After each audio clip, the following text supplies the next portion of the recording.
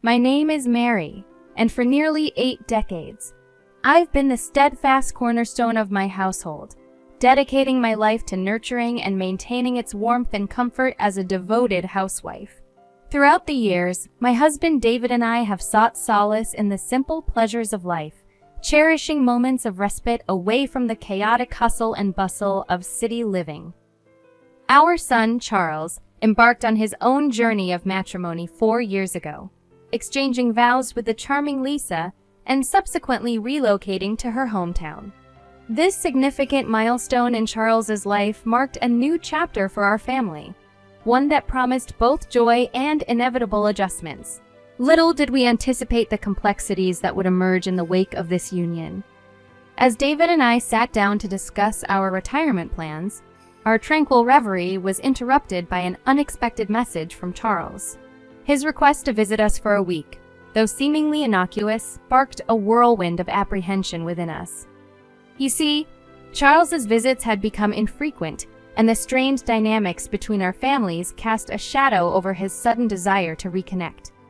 The tension, it seemed, stemmed not from the conventional trope of a meddling mother-in-law, but rather from the subtle nuances of discomfort perpetuated by Lisa herself. Her demeanor often veered towards coldness, and her words carried an underlying weight that left us uneasy. The thought of navigating these unspoken tensions during Charles and Lisa's impending visit filled me with a sense of trepidation. When the day of their arrival finally came, the air was thick with anticipation, and exchanges were kept to a minimum. It was evident that a weighty conversation loomed on the horizon, and as Charles began to speak, I braced myself for the revelation that would follow. What unfolded before us was a tale of unforeseen challenges and unexpected decisions. Charles confessed to the precarious financial situation plaguing his employment and expressed his desire to forge a new path in life. His words hung in the air, heavy with implications that hinted at a deeper rift within his own household. As I listened to Charles's account, I couldn't help but reflect on the choices that had led him to this juncture. His decision to distance himself from us post-marriage suddenly made sense, as did his longing for refuge in Lisa's hometown. Yet beneath the surface, I sensed a narrative of familial discord and emotional strain that transcended geographical boundaries. In the midst of Charles's confession, Lisa's voice chimed in, offering a perspective that shed light on the complexities of her own struggles. Her candid admission of tension within her family dynamics struck a chord within me, reminding me of the delicate balance we all strive to maintain in our relationships. David and I had envisioned our twilight years as a time of serenity and tranquility, a period marked by the simple pleasures of life. Our recently renovated home, a labor of love, stood as a testament to our aspirations for a peaceful existence. Yet, as we confronted the realities of Charles and Lisa's plight, it became increasingly clear that our capacity to provide support, both physically and emotionally, was reaching its limits. In the end, as we grappled with the weight of Charles and Lisa's revelations, one truth remained steadfast. The bonds of family, though tested and strained, endure through the trials of life. And as we navigated the uncertain terrain of the days ahead, we did so with the understanding that love, in all its complexity, is the guiding force that binds us together, now and always. Taking deep breaths to steady myself, I endeavored to articulate our sentiments to Charles and Lisa. "We truly appreciate your enthusiasm for a renovated home," Lisa began. "But the truth is, we're genuinely looking forward to enjoying it ourselves." Despite our attempts to convey our reservations, they seemed adamant about their decision to move in with us, brushing aside our concerns with reassurances. Anxiety gnawed at me as I contemplated the impending prospect of cohabitation. "Isn't next week too sudden?" I voiced my apprehensions, hoping to prompt a reconsideration of their plans. David echoed my sentiments, expressing similar worries about the abruptness of their decision and the need to consider Lisa's parents and our own preparations. Yet, despite our reservations, the young couple remained unwavering in their assurances. "It's okay, don't worry about it," they chimed repeatedly, as if to quell our unease. A week later, they made themselves at home in our midst, only to retreat to their previous residence shortly afterward.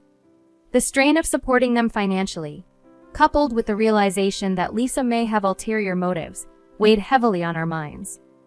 "We have our limits," David remarked, his voice tinged with concern. "We can barely manage our mortgage payments as it is. The thought of shouldering the burden of supporting both of them is simply too much, especially considering Lisa's apparent intentions." "I completely agree," I concurred, feeling a pang of disappointment at the turn of events. "We can't allow ourselves to be taken advantage of. We need to assert our boundaries and make it clear that this living arrangement is untenable." As we contemplated our future, the prospect of upheaval loomed large in our minds. "Every aspect seems to require preparation and adjustment," I mused aloud, feeling a sense of unease at the thought of our peaceful existence being disrupted. The following day, I mustered the courage to call Charles, hoping to convey our reluctance to continue with their living arrangement. "Living together is just too hard for us," I explained apologetically. "Your father feels the same way. We hope you understand, and perhaps it's time for you two to find a new path forward." I had hoped that my words would resonate with him, but his response left us stunned.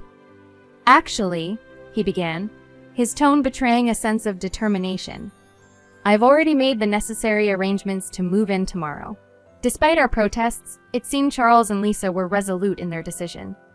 The next day, as the sound of a moving truck echoed through our neighborhood, we watched in resignation as they stepped into our living room, seemingly oblivious to our concerns. "Hello!" Lisa exclaimed cheerfully, her enthusiasm palpable despite the exhaustion of their journey. "We've finally arrived and I could really use a cup of coffee, Mary. Would you mind making one for me?" As I stood there, grappling with a mixture of frustration and resignation, I couldn't help but wonder how this first interaction would shape our future together. With a genuine eagerness to accommodate, I responded enthusiastically to Lisa's request. "The kitchen is just through here," I offered, gesturing towards the back room. "I'll show you where everything is and how to use it. That way, you can whip up anything you like whenever the mood strikes." As I led Lisa towards the kitchen, her expression soured, and she clicked her tongue disapprovingly before speaking. "Why are you being so cold?" she questioned, her tone laden with accusation. "We've seriously considered our future, even proposed living together. I never imagined I'd have to prepare a simple cup of coffee myself." Her sudden remark caught me off guard, and I struggled to conceal my surprise. It seemed her words belied a lack of appreciation for our hospitality, and her demeanor remained unchanged as she continued. "Living in this house means we can save a lot on expenses, right? Plus, there's the possibility of inheritance in the future. I never imagined we'd be so fortunate." Lisa made no effort to contribute to household chores or laundry, instead opting to criticize me with each glance. Her casual mention of inheritance struck a discordant note, and I couldn't help but feel a sense of unease at her lack of tact. It appeared that Charles was aware of her attitude, yet remained silent on the matter. Meanwhile, David, having retired, spent most weekdays away from home for a new job, unaware of the dynamics unfolding in his absence. Concerned by my growing fatigue and the strain of managing household responsibilities, he approached me with genuine care. "Mary, I'm genuinely concerned about you," he expressed, his voice tinged with worry. "If things become overwhelming, let's work together to find a solution." His words always had a calming effect on me, yet Lisa's behavior continued to unsettle me. Her mention of inheritance had sparked a realization within me living with her would prove to be a challenge, not just due to her blunt remarks, but due to a deeper underlying tension that I couldn't quite place. Despite Lisa's watchful gaze and subtle attempts to isolate me from Charles, I seized every opportunity to communicate directly with him. "If it's shopping, Charles and I can go," I suggested, hoping for a moment of privacy. "Just let us know what you need, and we'll take care of everything. And, of course, we'll handle the expenses." As I watched Charles's reaction, I couldn't shake the feeling of apprehension that lingered within me. It seemed that beneath the surface of our seemingly harmonious family dynamic, tensions simmered, threatening to disrupt the fragile balance we had sought to maintain. I harbored a genuine hope that through open communication with Charles, Lisa's demeanor might soften, if only slightly. It had been 8 months since we began cohabiting, and during this time, Charles appeared to lack urgency in seeking employment, preferring to lounge around the house. It's time to start considering finding a job, I gently suggested one day, my concern growing with each passing moment. Relying solely on us won't be sustainable in the long run. You should think about supporting yourself. Despite my attempts at diplomacy, Charles and Lisa seemed oblivious to the strain their inertia placed on our lives. Each day of their inaction heightened my disappointment and frustration. We found ourselves dipping into our retirement savings, despite still carrying a mortgage on our newly renovated home. It appeared as though Charles remained indifferent to our predicament. As the weight of our circumstances bore down on me, I realized I could no longer endure in silence. I confided in David, who had already sensed my growing discontent. "Mary, it's time to stop enduring," he advised, his concern palpable. "I plan to have a candid conversation with Charles tomorrow." After discussing our approach, we decided to address the issue as a family the following evening. Though I braced myself for Lisa's potential objections, a sense of resolution settled within me at the thought of finally confronting our situation. As night fell and the family gathered around the table, David attempted to broach the topic, but Lisa interrupted, requesting a moment to speak. Standing before us, she declared, "Throughout our time here, we've had many feelings. We believe this wonderful house isn't suitable for the two of you." Charles agrees. Her words hung in the air, laden with an unexpected directive. It dawned on me that Lisa intended to invite her own parents to reside in our renovated home. An atmosphere of tension filled the room as I struggled to comprehend the gravity of her proposal. "Are you truly serious?" I questioned, my voice trembling with a mix of shock and confusion. But Lisa remained unfazed, her demeanor haughty as she dismissed our concerns. "We believe you should be grateful for living with us," she retorted, her tone condescending. Stunned into silence, David and I exchanged glances, grappling with the weight of Lisa's audacious request. Eventually, David composed himself enough to address Charles, his tone firm yet measured. "Charles, do you understand the implications of this decision?" he inquired, seeking clarity amidst the swirling chaos of emotions. "What do you make of all this?" David's earnest inquiry hung in the air, prompting us to await Charles's response with bated breath. Lisa's audacious demand for us to vacate our own home left us reeling, desperately seeking insight or validation in Charles's words. As Charles pondered his response, a flicker of contemplation crossed his features. Upon reflection, he began tentatively, "There might be some merit to what Lisa is suggesting. Losing my job has been regrettable, and Lisa has been holding down the fort admirably. Perhaps it's time for you, Mom and Dad, to embark on a fresh start elsewhere." His words, though unexpected, struck a chord within us, sparking a moment of silent understanding. It was a realization that had been simmering beneath the surface as we grappled with the changing dynamics of our relationship with Charles. He was our cherished only child, and while we had never intended to coddle him excessively, his union with Lisa seemed to have altered his outlook drastically. As we exchanged glances, a tacit agreement passed between us, acknowledging the need for a new chapter. Yet, amidst our contemplation, Lisa interjected with a sharp retort. "Why rely on silent communication?" she challenged, her tone laced with disdain. "If you have time for that, you should be packing your bags and leaving this house." Though her words stung with anger and confusion, I maintained a composed demeanor, offering a calm smile in response. "Understood," I replied evenly. "We won't intrude any further. Whatever unfolds from now on, please don't involve us." Even as I spoke these words, I felt a sense of liberation wash over me. It was a declaration of independence from the tumultuous circumstances that had engulfed us, a resolve to chart our own path forward. And though Lisa's face lit up with satisfaction, I couldn't shake the lingering doubts that gnawed at my heart.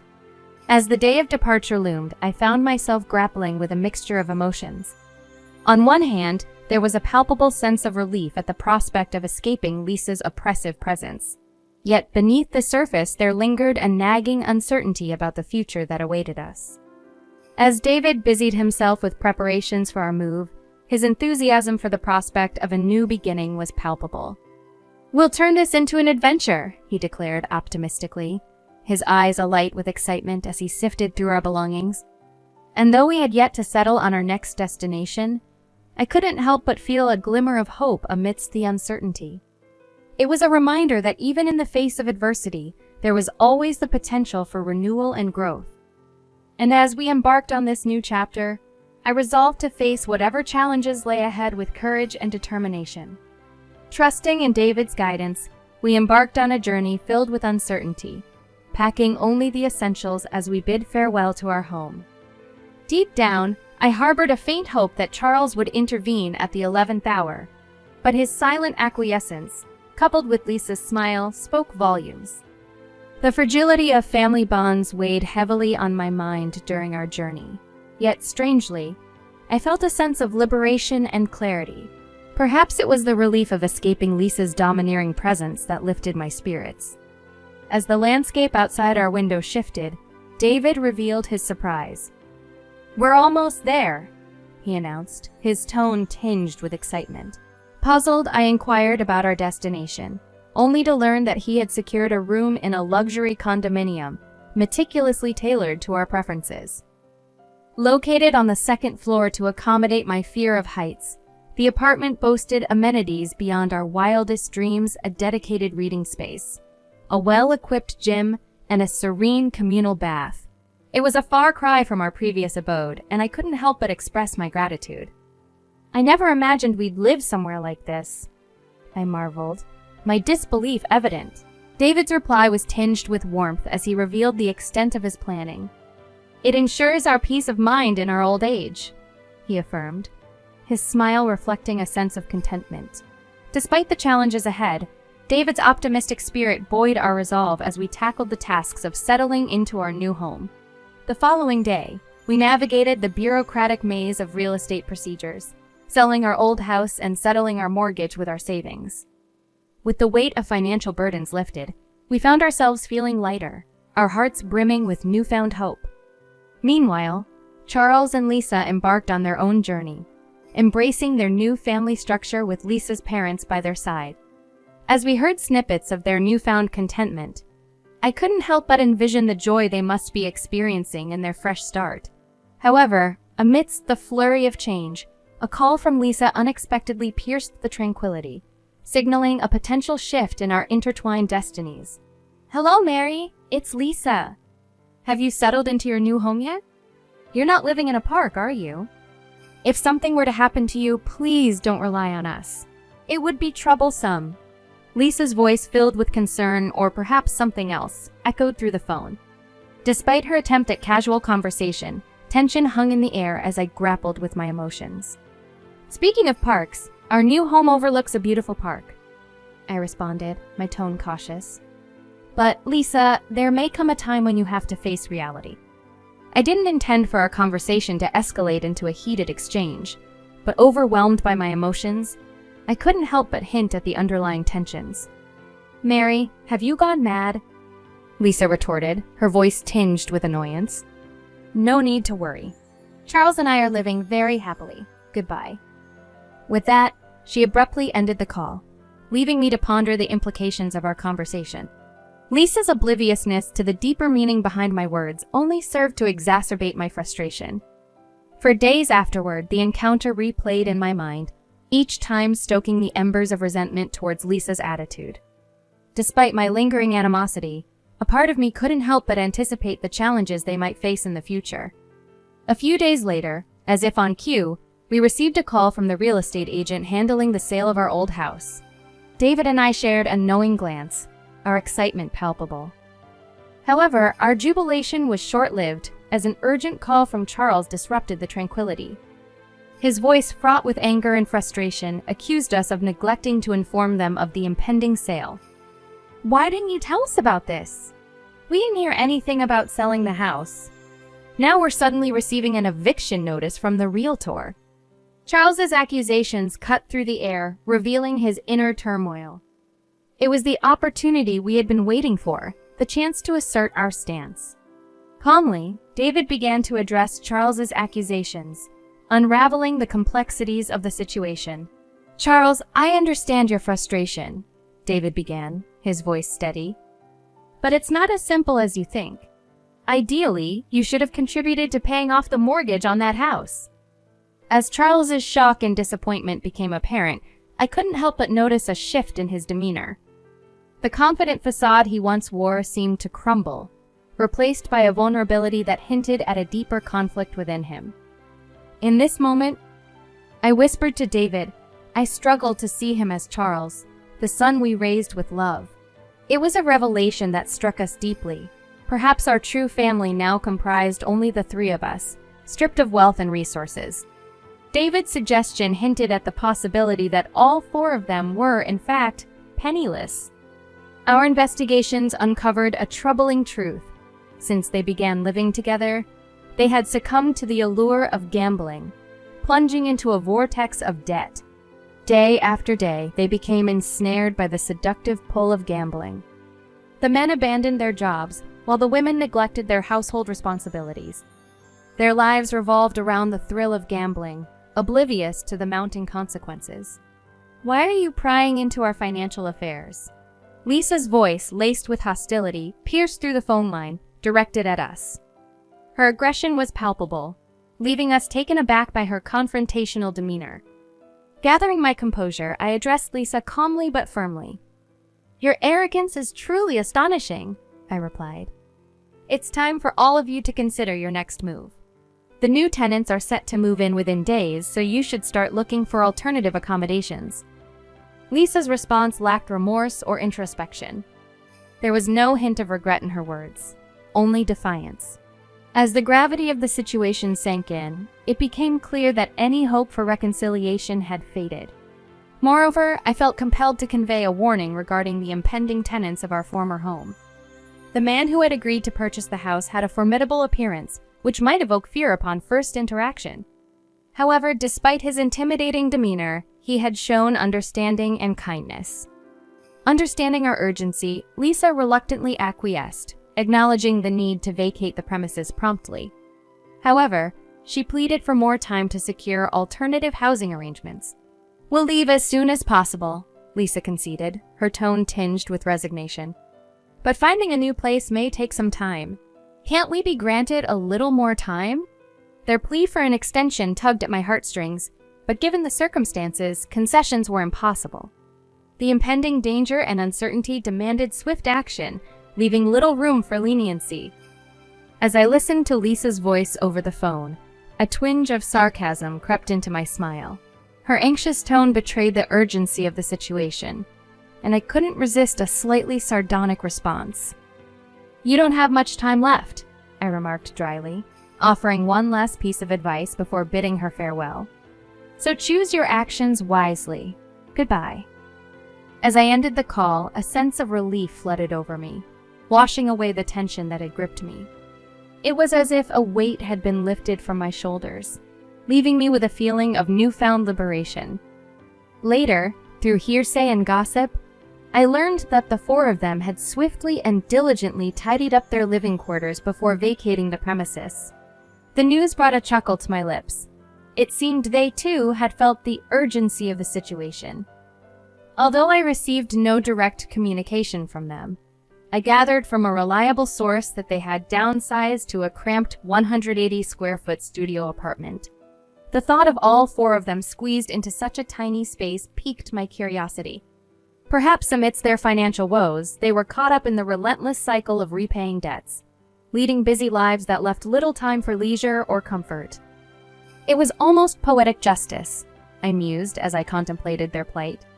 After all the twists and turns, it appeared that they were reaping the consequences of their actions. Meanwhile, David and I were on the cusp of embarking on a new chapter in our lives. In our cozy new condo, nestled in a vibrant neighborhood, we envisioned days filled with peace and contentment. Finally, we would have the opportunity to enjoy each other's company without the distractions and dramas that had plagued us in the past. As we looked ahead to our future together, we embraced the promise of tranquil and fulfilling days ahead, just the two of us, in our little haven of happiness.